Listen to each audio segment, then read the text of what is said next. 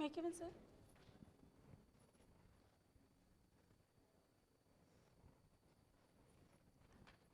नमस्ते सर, नमस्ते सर, नमस्ते सर।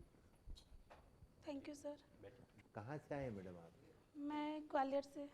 ग्वालियर से आए हैं। यस। तो क्या करते हैं आपके हस्बैंड? मेरे हस्बैंड होम ट्यूशन लेते हैं सर, होम ट्यूशन। अच्छा, एलएलबी कब किया था आपने? मैंने 2011 में पास आउट किया है। तो 12 साल से आप हो गए आपको एलएलबी किए, प्रैक्टिस की आपने वकालत? मैंने रजिस्ट्रेशन करवाया है, कंटिन्यू नहीं है मेरा कोर्ट प्रैक्टिस। नहीं जाते आप? कंटिन्यू नहीं है, नहीं। तो एकदम जॉब करने का क्यों आ रहा है मन में? मैं इस फील्ड के लिए काफ़ी टाइम से तैयारी कर रही हूँ। तो है आपकी तैयारी अच्छी? हाँ, अभी की हुई है मैंने। अच्छा, ये बताएं बेलेबल ऑफेंस क्या होता है और नॉन बेलेबल? बिलेबल ऑफेंस जमानती अपराध वो हैं जिनमें जमानत दी जा सकती है और इसमें एक्यूज्ड का राइट होता है, और जो अजमानती अधिकार होते हैं उसमें एक्यूज्ड का राइट नहीं होता है, न्यायालय का विवेकाधिकार होता है। उन्हें परिस्थितियों को देखकर वो जमानत दे भी सकता है और नहीं भी दे सकता है। और एंटीसिपेटरी बेल क्या होती है?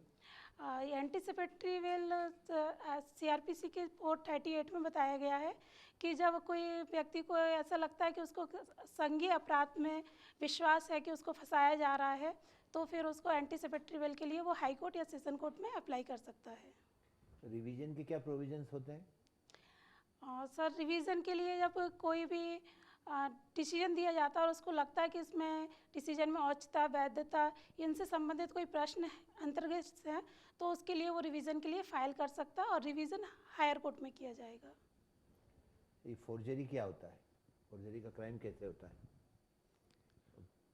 ये कोई भी व्यक्ति किसी दस्तावेज को रचता है, वो इस तरीके से रचता है कि वो उसको किसी को चीट किया जा सके जिससे वो अपना कंसेंट दे दे, तो ऑफेंस हो जाता है। इमूवेबल प्रॉपर्टी का, अचल संपत्ति का वो बताएं कोई उदाहरण।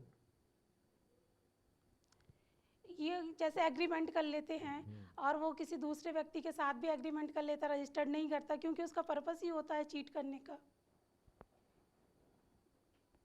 और हियर से एविडेंस क्या होता है?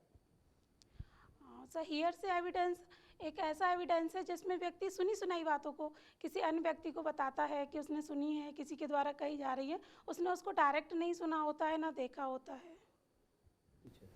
अच्छा, ये बताइए अनुपमा जी, एक व्यक्ति है वो अपने दोस्त के घर जाता है, टेबल पे रखी उसे एक अंगूठी मिलती है।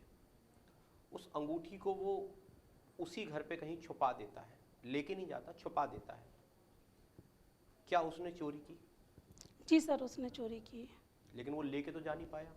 हाँ, वो लेके नहीं जाया, लेकिन उसने स्थान परिवर्तित कर दिया, उसको हटा दिया वहाँ से।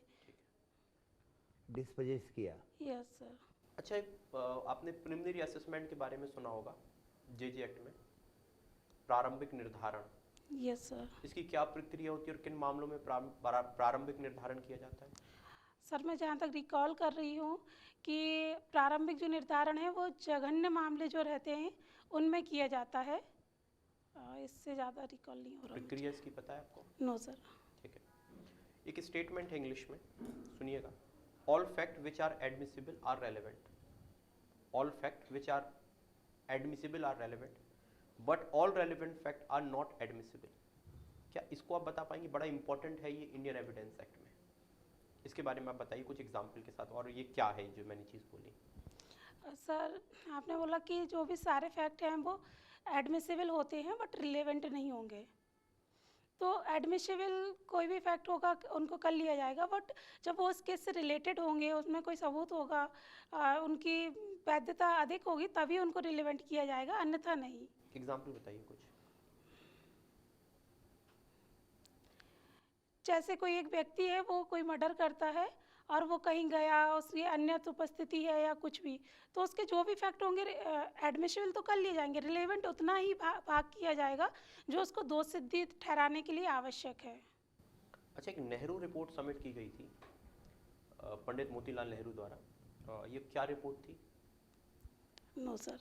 नहीं पता आपको? अच्छा, ये बताइए, आप छतरपुर से आपने लॉ किया है, छतरपुर का जलियांवाला बाग है वो किसे कहा जाता है?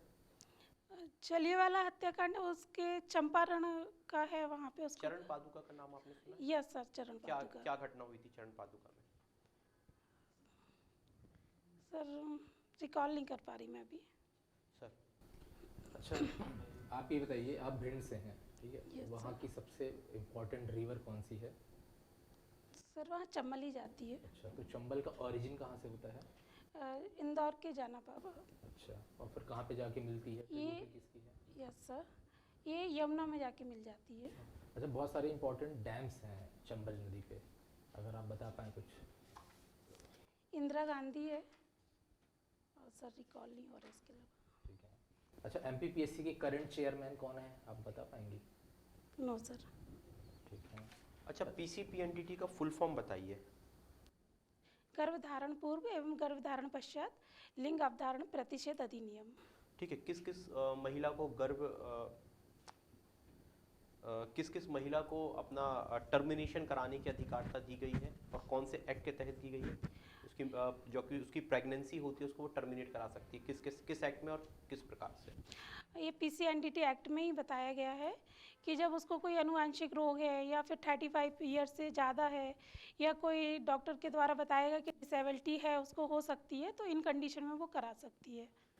एक महिला है जो कह रही है कि उसे डिसेबिलिटी है और अपने गर्भ को हटाना चाहती है, एबॉर्शन या मिसकैरेज वगैरह जो भी कराना चाहती है।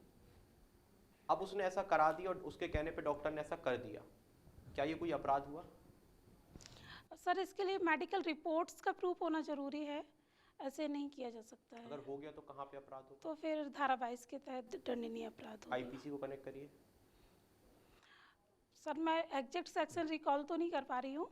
315 11-12 के समथिंग 12-13-14 इसमें रिलेटेड होगा ये। चंबल रिवर में किस चीज का अभ्यारण्य है?